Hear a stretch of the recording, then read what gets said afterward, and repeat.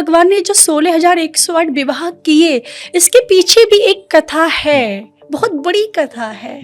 8 भगवान की मूल पटरानियां हुई, मैया रुक्मिणी, मैया सत्यभामा, मैया जाम्बवती, मैया मित्रवृंदा, मैया यमुना, मैया भद्रा, मैया लक्ष्मणा, ऐसे करके भगवान की 8 मूल पटरानियां हुई थी। और 16,100 के बारे में एक कथा आती है कि एक भौमासुर नाम का राक्षस था जो भूमि से उत्पन्न हुआ। ये क्या करता था, बड़े बड़े राजघरानों में जाता और सुंदर सुंदर राजकुमारियों का हरण करके ले आता और कारागार में डाल देता।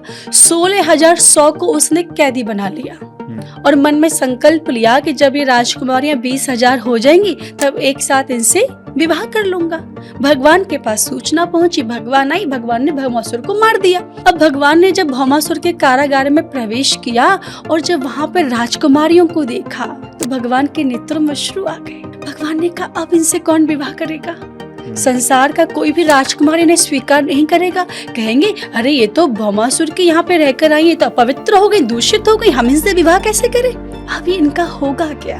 फिर आपसे निवेदन है, जो लोग तर्क करते हैं ना भगवान के विवाहों के बारे में, सुन लीजिए। भगवान ने कहा, अब इनका क्या होगा? इनसे कौन विवाह करेगा? इन्हें तो कोई स्वीकार ही नहीं करेगा। अब इनके माता पिता भी नहीं स्वीकार नहीं करेंगे। अब इनके पास 2 ही रास्ते हैं, या तो कुछ आधे आत्महत्या कर लेंगे और आधे कुछ गलत रास्ते पे चले जाएंगे। भगवान ने कहा, ये तो अनर्थ हो जाएगा, इनमें इन देवियों की क्या गलती है? तो भगवान ने पता है उन देवियों के पास गए और कहा, देवियों, आपके मन में कोई अन्यथा विचार ना हो ना, तो मैं आप सभी से विवाह करने के लिए तैयार हूँ।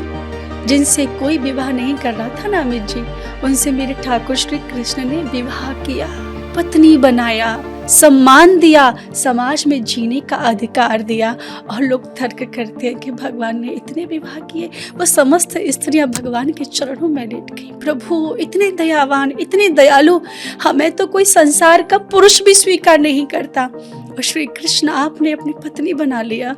आपके जैसा कोई नहीं है। इसलिए मैं हमेशा कहती हूँ, श्री कृष्ण जैसा कोई नहीं।